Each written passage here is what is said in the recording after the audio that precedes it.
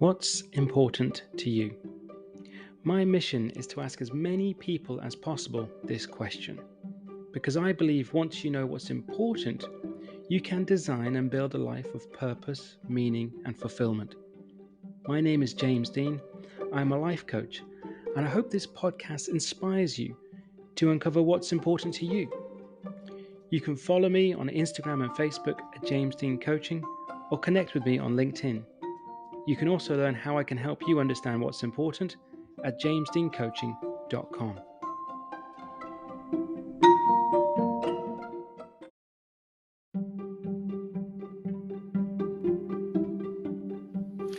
Today's guest is the inspiring owner of IrishTrees.ie. IrishTrees.ie are a nature-based enterprise with the mission of helping individuals and businesses make an impact on the country and the planet by creating wild and abundant woodland habitats. In this insightful conversation, he shares how he transitioned from a career banker of 3 decades to a nature-based entrepreneur, just when the world needs it. He shares his story and demonstrates how an open mindset can lead to diverse opportunities, signaled throughout with remarkable synergies and collaborations. He tells us about his way of thinking, starting with the end in mind. Whether it's the magic of manifestation or clarity of the goal, either way he embraces the adventures and opportunity as they unfold and welcomes the unknown. Today, we find out what's important to Bob Hamilton.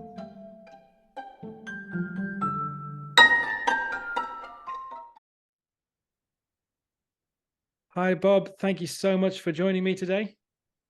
James, how are you? Delighted to be here. Thanks for having me. Yeah, really pleased to chat to you today. Thank you so much for joining me. So we're going to dive straight in, Bob, and ask the first question, which is, what's important to you? Do you know, James, it's a bit of therapy for everybody when they ask themselves that question, because obviously before, it was one of our mutual connections would have introduced us, and I would have listened to his podcast and a couple of others, and it's really interesting. Different mindsets. But when you stand back and look at what is really important to you, it's a good question, and I can see why you're interested in it. And it's a great question to ask anybody you don't know, actually, because it gets down to what's open up on the deeper side of things. So I suppose for me, and ask myself that question, it probably comes down to one main thing, I suppose, one overriding thing, and that's to make a difference. Make a difference through my life, and make a difference to the people I come across. It could be casually, or it could be permanent relationships. My family, of course, is critical, and make a difference to their lives in a positive way, and then try and make a difference to the planet while I'm here. So they're probably the core pieces. Yeah, absolutely. And it's interesting in a sense of the way you phrase it, because obviously, if you've heard a lot of people will say family is a big thing that's important to them, the people they around, whether it be people they work with or the people they're close to, relationships. But it's interesting in the sense of the premise with all of those things is make a difference for yourself. So tell me a little bit more about what you mean by make a difference.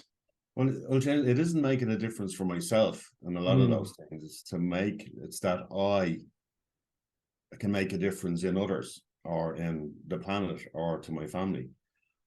I suppose the measure of a person in my mind at the end of days is, how do they make others feel?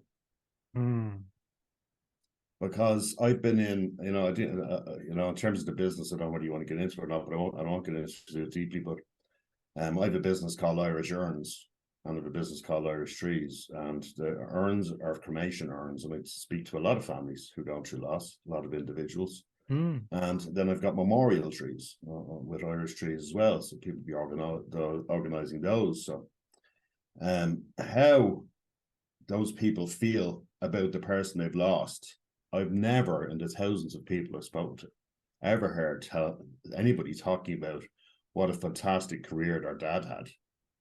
Yeah. What a wonderful car he drove. What a magnificent house he built. Never once, ever. It's always about how the man or the woman made the people around them feel. Yeah. And at the end of the day, we'll all be measured that way. And I want to do it on purpose while I'm here, to try to make people feel good, better, happier, more relieved, de-stressed, I don't know, and occasionally inspired by the little touches I have through my life. Absolutely. I definitely want to dive in more in relation to the businesses that you do at the moment. So there's Irish Trees, and then you've got the urns and memorials. So in relation to we'll go with the trees first, because I think for instance of when I was looking, when Connor, as our mutual contract suggested to me, and that's what I saw. I was like, it was the thing that stuck out to me.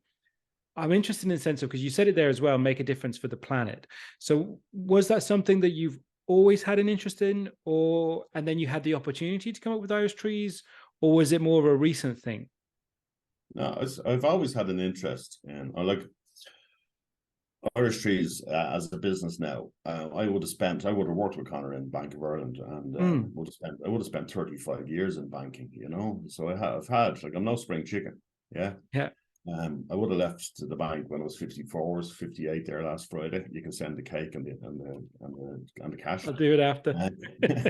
And I left the bank when I was 54 because I wanted to do something for myself. I wanted to do something more soulful, I suppose. Like, I had a great career, and it was a great place to work, and I learned loads, and I met some fantastic people, both customers and colleagues, and it was great. In terms of my involvement with the environment or the planet or nature, I've always had an interest in that. And one of my friends would have said to me about 2 weeks ago, it was his birthday. He's 2 weeks older than me. And he said to me, he said, "You just had to end up working in nature. You had to. You should have been there all the time." Because, like, I would have landscaped his garden, and there was a couple of his gardens, in fairness. Because during my career in the bank, and particularly in the early stages of it, I always wanted to be a landscape gardener, so I did bits on the side. That was my dream job.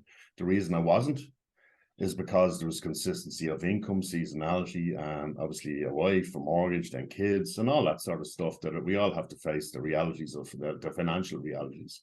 You need that security, and security what would have been important during that particular part of my life, as you can understand. But it never stopped me being involved with nature. I live in the North County Dublin with a bit of land around the house. I converted that from fields into woods, and like the trees I planted 30 years ago are like 40 feet high, and planted hundreds and hundreds of them.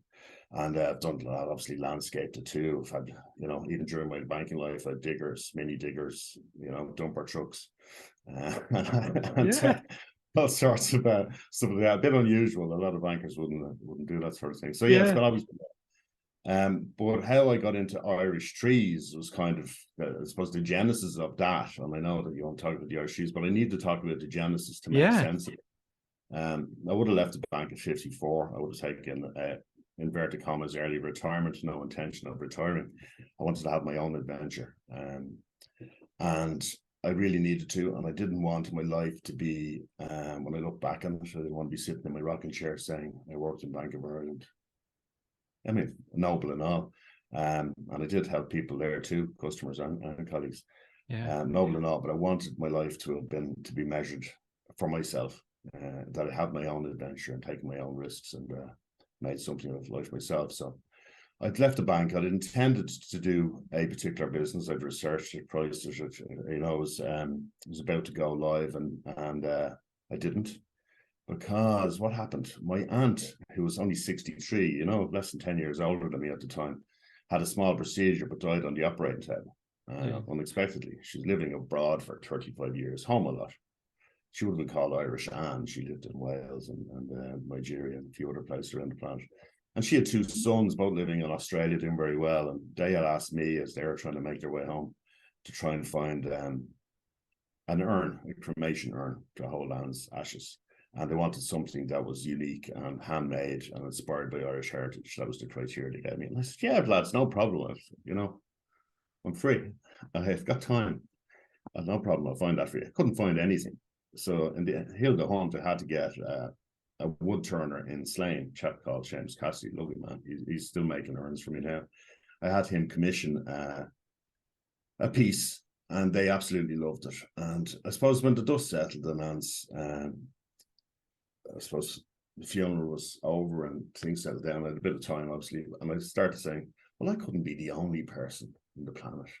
And my cousins couldn't be the only guys or girls looking to try and find the right thing. So I had a look at what the size of the Irish diaspora in America, and how many Irish Americans many people would have said they're Irish as their first ethnicity in the US. And then what percentage of those die every year, and how many of them are actually cremated. And it turned out there was 600,000 Irish Americans cremated every year. Wow. So I said, look, Jeannie, there's nobody satisfying that market, so I'll have a look at it. So I contacted a lot of funeral directors, 20 or, well, I probably contacted 50. I got to speak to about 20. And said, look, if I were to do this, if I were to have, these handmade, bespoke, high-end, influenced by Irish heritage urns, do you think your demographic, the ones I spoke to were all in Irish areas, and primarily in the Northeast US and New England states, and every one of them said absolutely. So I said, okay, well, I don't have anything, but leave it with me. And then I went set off to find different makers. So I have 8 people making urns for me now around Ireland, all national award-winning artisans, brilliant at what they do. And people love them. And I sell them, not just sell them to the US, sell them to the UK, Australia, and Ireland. But obviously the population in Ireland is too small, James, for you to make a living on it. So, and the deal I have with my artisans anyway is a fair deal, and they believe it's fair as well, and that I pay them the equivalent of retail price for what I buy off them, but it will be a retail price of a vase of a similar size. Yep.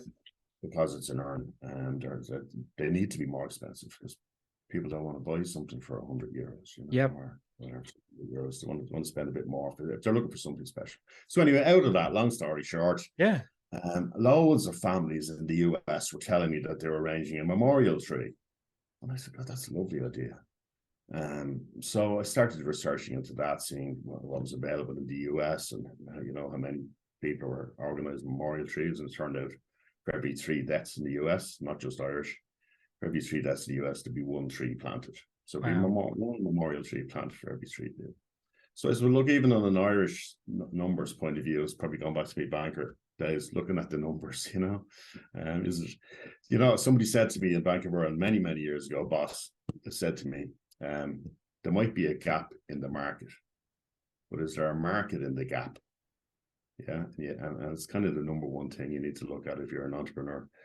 You can have a fantastic idea, but if there's not enough people going to buy it, I think the chap who now successfully owns or owned Dyson, his first big invention was the ball wheelbarrow. It was a ball wheel, and it's fantastic. It'll go over any terrain, but there just weren't enough people buying wheelbarrows, and you hold a wheelbarrow for 20 years. I mean, it doesn't run out. So that failed, because you do need to look at the numbers. So I looked at the numbers and I said, well, look, even at an Ireland alone, if we could get it to 1 in 3 in Ireland, that would be 10,000 trees. Okay, now it's still early days. It's very popular. People are buying them, and they love them, and everybody that organizes the memorial tree feels good that they're doing something beyond a sympathy card or a mass card or a bouquet of flowers. They're going a little bit further. It's more thoughtful. So say, for example, James, your best pal dies, or no, it's not your best pal, your best pal's father, say, dies, and you wanted to do something more than the sympathy card. So you go online to IrishTrees.ie, and you'd arrange a memorial tree, and you'd arrange the wording on that, and it may say something like, a native Irish oak tree has been planted and dedicated to the memory of Tommy Hamilton on behalf of James Dean. And you might say, you decide on the sentiment, it might be something like a mighty oak for mighty man. So tomorrow, your best pal receives a beautiful hard card, white A4 envelope with a certificate inside with that. And accompanying the certificate is a handwritten card, handmade handwritten card with your message signed by you. And I'm telling you, James, everybody tells me, and not just the people who buy it off me, but the people who receive it, who've never dealt with me, contact me to say how much it means. And of all the gestures and sympathies given to RIP or by card or whatever, that one sticks out as the most thoughtful. And you can understand it. Yeah. Because you're not just, I suppose, trying to heal the heart, but you're healing the planet at the same time. And it's enduring. It's going to last more than a week of flowers, That's why people like it. And then what we would have done in the early days of Irish Trees is we would have looked to partner with a number of national charities. So we have a number of charities. We've got the Irish Hospice Foundation, Laura Lynn, the Children's Hospice, and Féileacán for people who may have lost a baby pre or postnatal. And all charities that deal with loss and support families after the loss. And for every one of those trees that's purchased, 40 euros of the price goes to that charity. So it's significant contribution to the charity. So again, go back to the person who's looking to do something. They don't know what to do in a situation. They know their friend's suffering. They want to do something thoughtful. So they're helping to heal the heart by doing something thoughtful, heal the planet by planting the tree, and contributing then to a cause, a very, very worthwhile cause. So it makes people feel good in many ways. And it's a business, So out of that, James, a lot of people were coming to me to say, well, I'd just like to plant trees for the planet, Can I just I don't have a garden, or I live in an apartment, or I can only plant a tree in my garden. I can't plant a whole wood. So can you plant trees for me? And I said, well, it's memorial trees. I can't plant hundreds of trees around those. And in terms of, it wouldn't be viable either from a cost point of view, because the amount of land I'd have for the higher end memorial tree, because it's on a hillside in the Knoll, North County Dublin, it's facing onto a lake. And there's only so much land that's facing onto the lake, so it's kind of premium. So then businesses were contacting me, James, and they're saying, look, we'd love to plant trees. We'd love to, there was a hotel contracted us, and they wanted to plant trees. For every time a customer, it was a high-end hotel, every time a customer didn't refresh their linen, rather than just saying you're saving the planet, they said they wanted to. We want to say we plant a tree when they don't do that. So we're not keeping the savings, we're actually investing it back in the planet. Yeah. And I've loads of companies do that now, and including hotels. I mean, there's trainers, consultancy firms, IT firms. We've all sorts, coffee distributors. We've all sorts. So because people might do it as a customer renewal, subscription retention. On your renewal, you plant a tree. Or it might be a thank you. It might be a thank you at Christmas. It might be taking a team out, within the company to plant trees for volunteer days, and we'd host them. So the tricky bit about me transitioning from the memorial trees into, I suppose, trees for individuals and trees for business was that I needed to separate in terms of location and proposition. So I was talking about this to one of the local enterprise offices, and they had a facilitator. There was just about 6 of us on the call, and they were saying, look, wow, what's your absolute perfect collaboration? I said, well, if you want perfect, I might as well write the list, So I wanted somebody I needed a collaborator that was passionate about the environment, well, moxie loads of land, and a commercial head. And they said, well, where do you want it? And I said, well, North County Dublin or South County Meath, because then I can get to it. They suggested it's a big ask, They said it's a big ask, but guess what? One of my friends is Lord Dunsany. He's after committing 750 acres to Ireland's biggest rewilding project in just north of Dunshaughlin. And I'll get you an introduction. Spoke to him that day. Met him 2 days later, talked to him about what I wanted to do. He's rewilding 750 acres.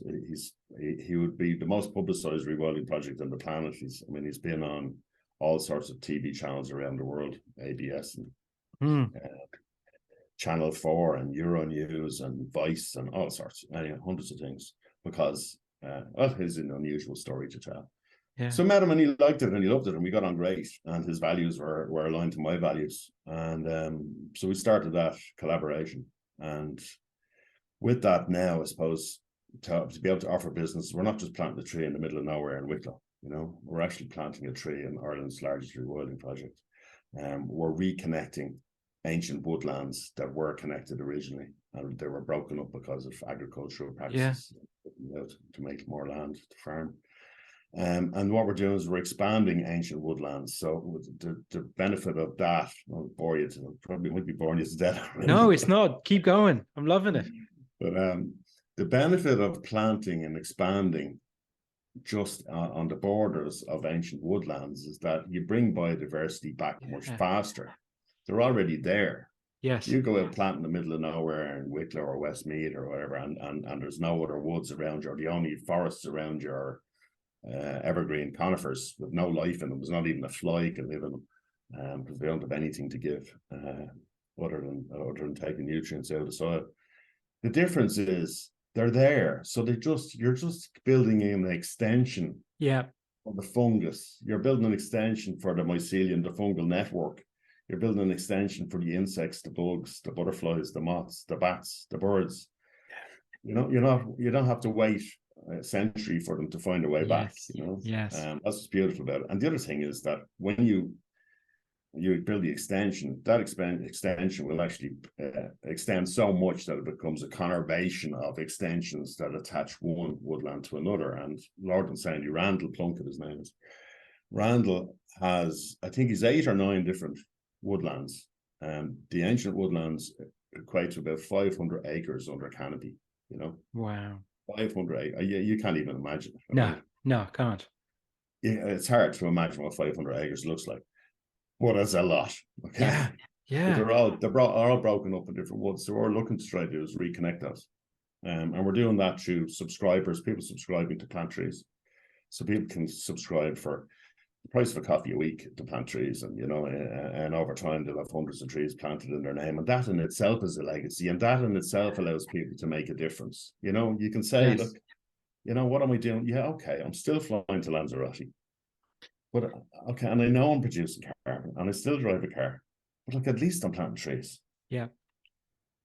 And then from a business point of view, we've got businesses either subscribe on a monthly basis, or in one-off. There could be one-off transactions, or there could be annual transactions. And what they're doing is they're actually funding this planting. And the great thing about it is you're not just funding it. If you want to come out, we have loads of businesses come out, and we had actually, I'll tell you one last week. We had horticultural students, 2023 graduates, who normally go for lunch and a few pints, decided that they were going to have a planting party instead of a party. Wow. Yeah. So they came out. We brought them, met them at the castle, gave a look at the castle, walked them around, walked them through the woods, beautiful walks, about I don't know which quarters of a kilometre. I said we walked through it, and then we popped out in the planting area, and handed them all a shovel, a bunch of trees. Away we went, tree protectors, etc. And we had a great afternoon. It was really, really good. And companies do that as well. They bring out some of their team, their management team. They might bring out customers. And then some companies look for it to be hosted beyond that, where they might want some forest bathing, an hour of forest bathing after it, or whatever, just to chill them out. Yeah. And then they go for lunch. Either we can organize lunch, or they can go for lunch wherever they like. There's a few suggested places. So it's a really nice. I love it, James. You're probably getting a lot. I love it because it gets me outdoors, gets me involved with nature. It's me making a difference to the individuals that I'm meeting as well. Yeah. Yes. Engage with them, tell them about this, I suppose. And the interest, sometimes the business interest is just to say we're planting trees. Yeah. And then once they have the experience, then they become real advocates of helping nature. It's not, they're not just doing it as a greenwashing gesture. None of them are now. They really want to do it. And some companies have come to us to buy it once off, and then they say, geez, this is amazing. We want to continue to contribute to this, I was just about, go on. That's what makes the difference. Yeah. And I was just going to say, and a reason I was just wanted to just listen to the whole thing, and I really do appreciate you sharing the whole story, and in the sense of the evolution of where you got to, and we'll pick through a little bit in a minute. But the point you made there, in the sense of, from a company perspective at the moment, having some sort of green perspective is advantageous in some ways in the current environment, put it that way. But as you say there, and you could see it initially in a sense of like, oh, we the example you gave of the hotels. We won't wash the linen, but we'll plant a tree. But I think what the difference of what you said there, and it's really powerful, is okay, yeah, we could just take the money off you. We could just keep taking the money, but we're going to expand in a sense, and because of the connections and the place that you're able to do it, the land that you have, and with the gentleman you're working with, is no, you can come down and see it. And you say, and it's then that connection that the people are making when they come down to the site. They literally have the shovel in the hand, they got the dirt on their hands, tree in the hand. It takes it to a whole other level.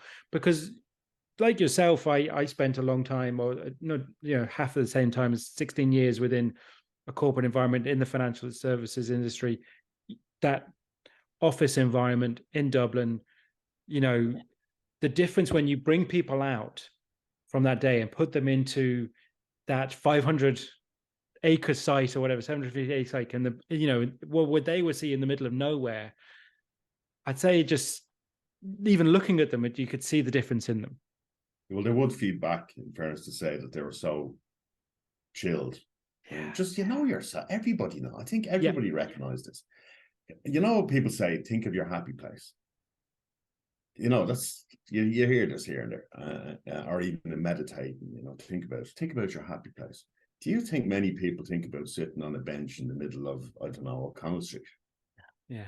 I think most people. I'm not sure. I have no clue. I'm only messing with you about the top. But I think most people think of being in nature. Yeah. Now it might be the sea, or it might be a mountain, but it'll be in nature. Absolutely. And when you're in nature, you see, I think it's a fundamental part of our makeup that we kind of forgot and realized. I think COVID helped us realize that, God, this is lovely. Mm-hmm. You don't have to be out entertaining yourself by spending money. You can just be in nature and enjoy it and just stop and literally smell the roses. And I think we are at our best in nature, and the head does slow down because we realize that we're not the center of the universe. The world doesn't revolve around us. We're just part of it. We feel part of it. Everybody says, after they've been in the woods with us, because they'll be walking through a lot of woods before we go to the planting area, it has a feel. It has like a calming feel.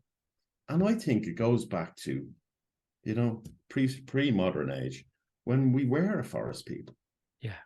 I'm not just talking about the Irish, but across Europe, it would have been just covered in trees. Ireland would have been covered with 80% of trees. Tribes would have lived in woods. They clear it and they make a little fort in the middle of it, but they would have lived in the woods.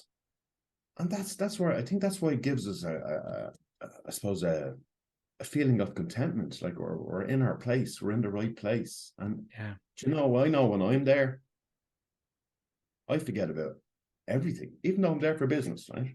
I still forget about everything. I am in the moment. Yeah. And that's what it does for people. Yeah. Whether it's with us or just walking in any woods now. Yeah, for sure. Absolutely. And just as you were saying that there, and I really can see it and feel it from you, which is amazing. But one of the things you said there when you were, the whole thing of when you decided to leave the bank, and one of the words that you said was, this is, again, it's not knocking your career in the bank, because, it gave you what you needed and it was important at the time. I think that's really important to echo. But the word you said was something soulful. You know what I mean? And in a sense of, so when the question I'm asked now is like, with Irish Trees now, do you feel that you have found something that's soulful for you? Absolutely. 100%. I've never been happier in my life. Yeah. That's because it's not just about trees. Yes. But it's talking to people. I mean, my subject matter is fairly pure. I mean, it's not political and it's not religious. Yes. Yeah. Now, look, nature does cost money. That's just a reality. Yep. And that's why it's been raped and pillaged, because it didn't cost people anything. They just took until the thing nearly collapsed. And look, hopefully most people will take an action to try and stop that, slow that at least. But it's because it was free. So it does cost money. So it's a business, but it doesn't have, it's not a political thing. Yeah. It is more, and it's not a religious thing. It's definitely a spiritual thing. Yes. Because I know, like, when I stand in a field and there's thousands of trees around, new trees. There's a huge satisfaction in knowing that in 100 years, 200 years, 300 years, and even 400 years, they're going to be towering trees there. And they wouldn't have been there except for my existence. Now, I didn't pay for them. Yeah. Yeah. But I instigated the change or the paradigm shift to, encourage people to invest in making that happen, and they can stand there, and they do stand there going, we'll never see these. But there's something nice about that, because it's the most selfless thing in terms of nature you can do is plant a tree, because you won't be, most people, unless you're very young, you won't be around to see it mature. Yeah, absolutely. Did I go off the point there? I probably did. No, absolutely no, because because it's the whole thing, if you say, like, and what I find interesting as well, in a sense of when you're sort of, even this sort of these few years of your life before you get to now to Irish Trees, in the sense of the fact that it started off with, say, the urns, and then it moved into the memorial trees, and then it's moved into and now Irish Trees, and they're all still going. What I find interesting in the fact of and even you said when you first left you were going to do one company and it didn't go ahead, and the fact that it's just moved on and different things. What I find interesting is the fact that in some ways you just allowed that to evolve, and because you had a conversation with someone and thought, well, I can't be the only one, maybe this is something in this. So is that something that, again, that sort of rolling with it and sort of adding things up as you go, is that something that you've always had, again, or did that come from working in the bank? No, it's just, I think it's, to be honest with you, I think it's just my nature. It's the way I see things. Like, I'm very, very open. And my life has been littered, it was probably the wrong word, but blessed with synchronicity, happy coincidences. Just, you look at a particular thing and the door opens, then the other door opens, and another door opens, and another door opens, and then you meet somebody and they say something, and then you think of something, and then it's crazy. Some of the things that have happened, man, they're hard to explain. But that's because, I think it's because I'm really open to it. Yeah. And I don't think I'm the all-known. I don't think I have all the results. So I'm hungry for information or thoughts or opinions or perspectives. And I think if you're open, look, I used to talk about this, if any of my old banking friends remember, but I ran a lot of training. I was responsible for the sales capability for Bank of Ireland for a number of years. And we ran training, and I'd be talking to people about, if the customers aren't aware of a potential solution, they'll never think of asking you. Okay. But once they're aware, even if they don't need it now, in the future, whether it's 5 years, 10 years, they'll think of you or they'll think of the Bank of Ireland as the solution. So I said, I had a friend, and I still have him, that's one of my best friends, Paul. He rang me one day when I was traveling between two bank branches, and he said, Bob, over the moon, I'm after getting my dream car. Yeah. So Skoda Octavia, a black one, right? He always wanted it, and it was an estate. Okay. Dream car. I said, Paul, I'm running late. I should have been in this branch. I'm going to call you back. Okay. So I went in the branch, had my meeting, and I started driving back to the office. And in the 20 minutes driving back to the office, just before I called Paul, I saw about 6 of them. Yeah. I hadn't seen a black Skoda Octavia estate in weeks. I wasn't even sure what they looked like, but they were everywhere. Yes. And I think that's what happens in life. If you're clear enough on what you're looking for, if you try to be, I try and imagine how I want the end to look. Start with the end in mind, as Steve Cohen says. Start with the end in mind. If you've got a good picture of what it's going to look like at the end, you'll start recognizing the Octavias everywhere. Yeah. But they're there anyway. Yes. You don't see them. Yeah. It's when you open your mind, you're clear, but you need to see what it's going to look like in the end in your mind to kind of visualize, and as clearly as you can. And I do that all the time, and I've always done it, and it works. Okay, and some people call it manifestation, and I don't know whether it's manifestation, but synchronicities come together to help you on that path. The way Tao, so principle, yeah. because one of the words that you used was, say, like open, being open to sort of, and to vision, to see it, or to be open to maybe possibilities. One of the things word that's coming up in my head about maybe yourself is, do you feel that maybe you're quite curious as well, in a sense of that you'll ask the question? Yeah. And I'm never like, seriously, I never let on with the expert on anything. And I never, if somebody's got a different way, different perspective, different idea, I'll embrace it. I'll never feel defensive. I mean, I'll never go, oh God, they're pulling me down and say no more. Quite the opposite. I'll absorb it. But I'll tell you, I won't just absorb it. I'm much more likely than most to act on it. Mm. Like people say to me, why don't you tell, because I've got some other business ideas. People say, don't be telling people that. And I say, I don't mind telling anybody, because there's so few people that have actually the drive or the energy to follow it through, because everybody's got a business idea. Yes. But like it's 1 in 1,000 that does anything about it. Yes. And then the ones that are likely to put, rob your idea are probably don't have any capacity left because they're working on something else. So they don't rob it. Yeah. Yeah. But it's because it's even, I think, in a sense of like those that sort of, I don't know if it's mindset for you, because it sounds like you say it's just part of who you are. But going back to the stories where the explanation of the Irish urns, for example, the fact that you just, you'd had arranged it for a family member, and then thought, well, look, the challenge of trying to find that, and can't be the only one. The fact that you took the time to do that sort of bit of research, we'll go, well, actually, how many people are living abroad who have Irish heritage? What's the demographic? What's the number of, to come up with, I think, actually, there is something in this. The same way it's in Sense of the Trees. So it's that thing of, and then also, as you say, the action on it, and the acting on it.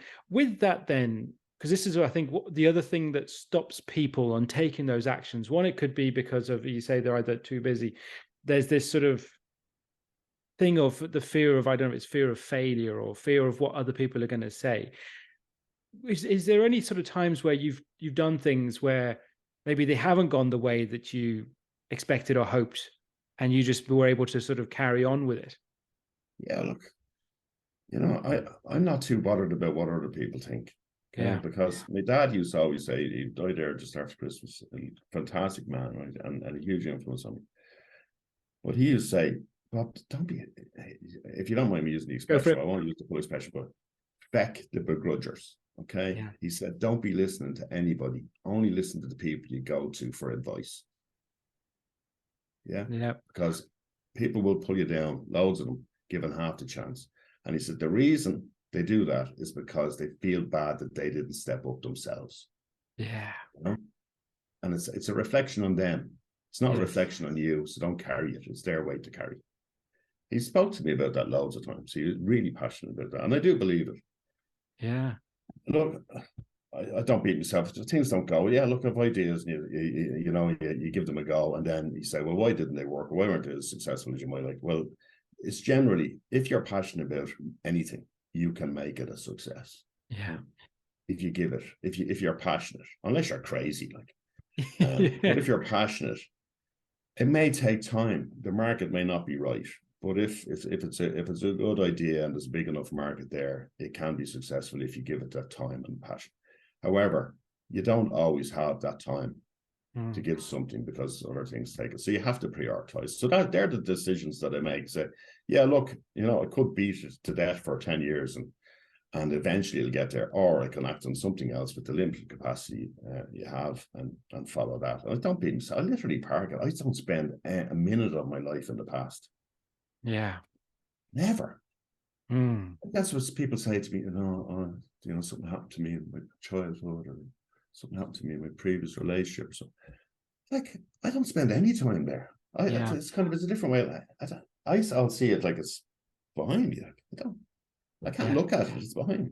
I'm just looking now and into the future. So I don't take hits personally. I'm not too bothered what other people think. To be honest with you, how I think of myself is what matters. Okay. Yeah. I wrote this book years ago. I never published it, right? But I wrote it, and it's called "Don't Touch My Effing Sand," right? And I wrote it about self-esteem. This is years ago. It's probably 20 years ago. I still have it in a drawer here. But my principle on it is that you spend a life building up your self-esteem through your acts and actions and what people say and what you say of yourself. And if you imagine you're born but with a flexible see-through plastic tube from your heel to the back of your head, okay? As you go through life, you do something good, you're kind to somebody, you gave something without ever wanting anything back, where you feel good, where you're the measure of it. Yeah. You know, somebody else troubling compliments actually, you don't count those. You have to value it yourself. So every time you do something, you give yourself a pinch of sand and it goes into that tube, or a handful, or a bucket load, or a mugful. Whatever you think's appropriate, okay? But you don't touch my effing sand, as was the title of it. And I said I'd always insist that it would be the full wording on that if should I ever put it. Because I said you should. This is your self-esteem. All those pieces of sand go into that soft, flexible plastic tube, and over time it becomes rock hard, firm, and it becomes your core of self-esteem. You've earned it. It's yours. Nobody else gave it to you based on your own values. And likewise, don't let anybody touch it because it's not theirs. And sometimes people would like you to bend over and pour half your life's self-esteem out for one small thing. Yeah. Whether that's a business failure, a relationship failure, I don't know, an argument, God knows, whatever it is, people would like you to bend over and pour out half that sand. Okay? But actually, when you think about it, whatever it was, is probably the equivalent to a teaspoon or a tablespoon of sand or whatever. But again, it's not the other person's decision on the amount. You have to measure it against a life of earning that self-esteem. Yeah. And that's why people, I think, feel weak and vulnerable and floppy, I suppose, when they have a failure, that they pour out more sand than actually relates to the bad experience they've had. Yeah. And they have to try and build it back up again. It's like, yeah. That's a fabulous analogy. It really is, and I can completely visualize it, and I can see that you know why people would how that can happen, I suppose, is what the way people do it. But it's a brilliant analogy in a sense of also that it's also the thing of the clear thing in a sense of everyone as an individual has that agency over themselves. Complete agency over themselves, and it's also that thing of acceptance of things won't always go the way that you hope, expect, or dream, or whatever. But it's the ability to take it and go, okay, let's go again. Let's go again. I mean, take out a bit of the sand. It's okay. Yeah, right. Yeah. I made a mistake. I'm going to take out a bit, but I'm not going to pour half it out. Yeah, exactly. And have all my confidence and self-esteem ripped out. And that's why I think it's really important for particularly teenagers to measure their own value based on others, or what what others perceive of them, or what they perceive of others' perception of them. Is that I think that sort of philosophy, not glorifying myself, but that sort of philosophy should be taught, and it should be taught by parents. I'm not talking about teachers in school. It's that you can't win all the time, and it's okay not to win. Would you be the measure, and don't let anybody ever put their hand into your sand, ever. Yeah, absolutely. No, totally agree. The other thing is never try and take somebody else's sand to stuff in yours either. Yes, absolutely. Yeah, that sort of, because there's one of the sort of, you just reminded me there, it's like one of the things I try and myself or say is the idea of be inspired, but don't try and imitate. It's the thing of like, oh, well, because they're doing that, that's what I have to do. And they think, and they're taking it from everyone else, but not really doing themselves, not being who they are themselves. And it's like this sort of, because if you think of that analogy and you're grabbing all these other people's sand and put into yourself, when I go and talk to people, they go, a lot of times they go, I don't know who I am. Well, that's not surprising, because you're just taking it from everyone else. You're not really building it up yourself. Yeah, well, look, if you've taken it for somebody else, you are almost obliged to pour it all out when you fecked up. Yes, because you didn't own it in the first place. It has to be your sand on your value, on your terms, on your, that's your perception of yourself. Absolutely. With the a sense of like with Irish Trees at the moment, do do you have then plans in a sense of other things you'd like to do with this, in a sense of other groups or communities, or do you see any other sort of ideas with it to kind of either expand it or grow it in some ways? Yeah, grow it. There you go. Yeah, Seized yeah. upon it. Yeah, look, it's early days, and I have absolutely no doubt that other derivatives will pop up. Yeah. Because that's what my life is made of anyway, you know. Yeah. I have no doubt. I don't know what it's going to be, Yeah. and that's okay. And I'm okay with that because it'll come. Yeah. But for example, I had a Dutch delegation visit last week, and I brought them for a walk around Dunsany, and this Dutch delegation were fascinating in that they've set up a social organization that rescues trees from roadsides before the county council go in and rip it out with hedge trimmers, or they rescue trees from sites that are about to be developed. And these would be saplings, you know, take 3 or 4 foot, 5 foot tall maybe, and take them out of the ground. They gather them, and they in the last 9 years or something, they've saved 2 million trees, okay, and replanted them. Yeah. So that was from a social point of view. You know, and then even like you think about the likes of Dunsany or hundreds of other woods around the country, there are saplings below the canopy that will never survive because they're from seeds from the mother tree. They have germinated and they grow a foot or two, but they'll never, maybe not for 100 years, will they get the light that's needed to really grow. And you know, there could be 1,000 saplings under a mother tree, and they will eventually die, and probably 10% of them will survive if they're lucky. And there are some saplings in woodlands that are 3 foot tall and they're 40 years old. You know. Yeah. So you know you can rescue them without ripping the whole forest down. Anyway, they're doing this, so that's something that I think is kind of, it was very inspiring. Now they're doing that purely as a social enterprise. I am doing it as a business, but obviously I care about society. So look, I would have publicized what they've done, how they do it. I intend to learn from it and use it and spread the word on that one. I can't dedicate myself to purely social because I'm not in the you know, I have abundance in many things, but not in cash. Yeah, absolutely. I Well, have to make a living, you know. So but those sort of things, and supporting those things and publicizing those things within my circle or within LinkedIn or within social media, or just talking to other people in the tree business, either social enterprises or other, spreading those things. I mean, that all helps. And there's nothing in it for me, but there's something in it for the planet. Yeah. Well, and I think this is like the sort of the really important point as well to sort of echo on here, in the sense of like the people would sometimes think it's like the sort of like the opposite ends, the dichotomy of thinking, oh, you're trying to, you know, something to do with the green initiative or something, and then you think, oh, but how dare you make money? It's like, well, no, you still have to, you know, but doing it, I think sometimes that doing it in the way that you're doing it, and doing it more in a business perspective, from the experience that you have, and when people have that more commercial perspective, there can be it still can be a good thing. It doesn't have to be the sort of this nature of capitalism of being the evil, sort of just taking all the money out. No, it's making the living to sustain the lifestyle you want, but also to doing the mission that you have. And so I think those words, they can exist, and they don't have to be sort of completely polar apart. Okay, so I think, to be honest with you, like, I'm very passionate about this. But if people can't make businesses out of investing in nature, we're in it awful. We're in a dire strait, and we're going the really wrong direction.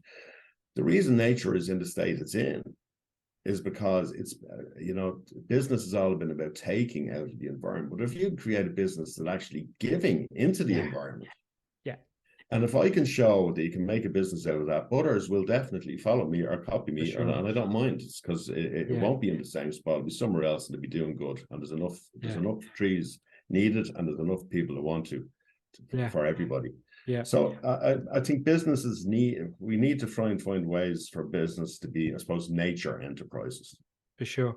Well, because before I go on to the next couple of questions, the last point I'll say in it is like, because people will be sick of it on this podcast now, but I'm doing the London Marathon in a few weeks' time, and one of the things they said, now you opt to get you get your t-shirt, finisher's t-shirt, and your medal, and I've opted to go for it. So I'm going to contradict myself. But one of the things they've done is, because people do it year after year, they do the London Marathon. One of the initiatives they've done this year is, instead of taking the medal or taking the T-shirt, is you could opt to have a tree planted instead. That's one of the initiatives that they have, and they have whatever 40,000 runners. So even if 10% take it or whatever, that's 4,000 trees. I would have actually kind of, when think of it, and I'll probably give this feedback as like, I would have done both. I would have, if you've given me the option to sort of still take the medal and the jersey, and then here's an extra whatever, £20, £30, whatever it be, £50, I'll plant a tree as well. You know what I mean? So, but it's even like something like, so it is becoming more and more a part of different things, that there's these options being created. So I think it's in a sense of it's becoming a more normal thing, if that makes sense. Well, James, I'll tell you what I'll do. I'm going to plant 26.3 trees for you, for one for each mile. And I have a wood turner I mentioned who makes me urns. And I'm going to make you a tree-shaped medal when you've completed that London Marathon. Okay? You're very good. Out of wood. Yeah. Oh, you're very good. On storm damaged timber now. We won't be cutting it down. It'll be down already. Yeah, I promise you. I'll do that. Oh, fair play to you, Bob. Much appreciated. Yeah, sure. It's all good. Anyway, you're right. And people, if they're given the option, like I have loads of different companies are contributing to it, but they do it in different ways. And some they fund them, and some they offer their customers, add such and such to your monthly subscription, and we'll plant a tree every year for you. Yeah. So the business doesn't pay. The business is just facilitating them. Yeah, absolutely. One of the questions I love to ask anyone who chats to me, Bob, is about quotations or phrases. I'm a big fan of them, and I think especially how they can be applied or used. So is there any sort of turns of phrases or quotes that are important to you? Steve Covey, start with the end in mind. Yeah. If you've got that. Another Steve Covey that I try to live by is seek first to understand, and only then to be understood. Ask questions, hear the person, listen deeply, and only then should you give your views or opinions. And I think that's really important. And then there's one my dad would have always said as well, and that's never sell your soul. You can't buy it back. Yeah. Some really powerful. And what I love about when I ask this question, people, is like, because they can be thrown around quite sort of easily, quotations, and sort of oh, that sounds very nice, but it's the application of it, and in a sense of all the things that we've spoken about, especially all those three quotes you share, but that last one especially, like that really kind of can hit you. Do you know what I mean? In a sense of really, that one would stop you in a track, in a sense of like, if you were thinking about to do something that would fundamentally go against who you are. So we really kind of bring you back to what's right for you. Yeah, and what's right, trying to do what's right, and people generally know it. And sometimes in life, your values can be compromised because your boss or whatever thinks it's what you should do, but you should speak up and say what you think, because you can't buy it back. And even if you speak up and they still go ahead with it, at least you've spoken up. Yeah, absolutely. You mentioned obviously your father a couple of times. Sounds like he was a huge influence in your life. Were there any other people that you say they've been big influences to you? Yeah, my mom as well. I mean, my parents were super. My mom's still alive, thank God, but they're super parents, a great influence. And my mom's hugely a level ahead, good business head on her, and loads of fantastic advice. So my mom and dad particularly, and then I've worked with some people who've been particularly good. And there was one guy, I met him there at Christmas. We had a reunion dinner. He worked with Connor as well back in the day, and his name was Roy Keenan. And Roy is a well-respected board member in loads of different boards now. And I think he's probably actually retired from all now. But Roy was a fantastic leader. I mean, ahead of his time. And you know what it was, is that he focused, he knew everybody's kids' names. Okay? If somebody had something big happen in their lives, he'd send them a note or drop them a little gift or whatever. He'd say thank you. The guy was, is the executive level in the bank. He looked after the small things really well. And that meant everybody would die from. Yeah. And that's a lot of people forget that. They're focusing on their own career, trying to get up the ladder, and they'll beat everybody around them to death till they can stomp on shoulders and climb up the ladder. But actually, you don't need to do it that way at all. Yeah. Respect people, understand people, listen, recognize, thank, appreciate. They'll go through walls for you. Yeah. And if thousands of people around you are successful, you won't be able to help but go up the ladder. Yeah. And I think that has been forgotten a lot. Thanks for sharing that. It's really really powerful example of leadership, and then also how that I can see how then that would then even feed you even more. Do you know what I mean? You kind of get, as you say, you give more. You give more. Absolutely. Right. The other thing is that the same man, he would expect more of you than you have expected of yourself. And that would have stretched you too, because he believed in you. So you performed, we'll say, at a level beyond what you thought you were capable of, because he knew you could. Yeah. Not because you're under pressure, but because you respected the man so much you didn't want to disappoint him. So you actually developed even further, faster. Yeah. And felt backed. Yeah, absolutely. Bob, it's been fantastic to talk to you. I have one more question for you, which is, what's important for your future? That I suppose that I continue to enjoy everything, and like I'm open to new adventures and new paths less traveled, and God, I don't know what's going to come. What's really important to me in the future is that I don't know what it is. Yeah, absolutely. I love that. That is a brilliant answer. It really is. Bob, as I say, it's been wonderful to talk to you. I really do appreciate your time. I want to make sure that everyone continues to support what you're doing. So we will include any of your links in the show notes. But if you want to let people know where they can follow your journey or your companies online, please share them now. Yeah, that'd be fantastic. Thank you, James. I do appreciate that. IrishTrees.ie, it does exactly what it says on the tin. And IrishEarns.com, it does exactly what it says on the tin.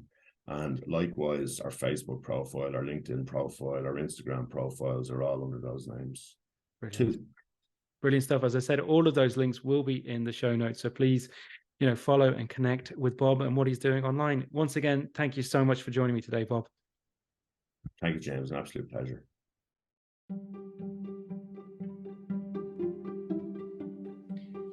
Thank you for listening to What's Important to You.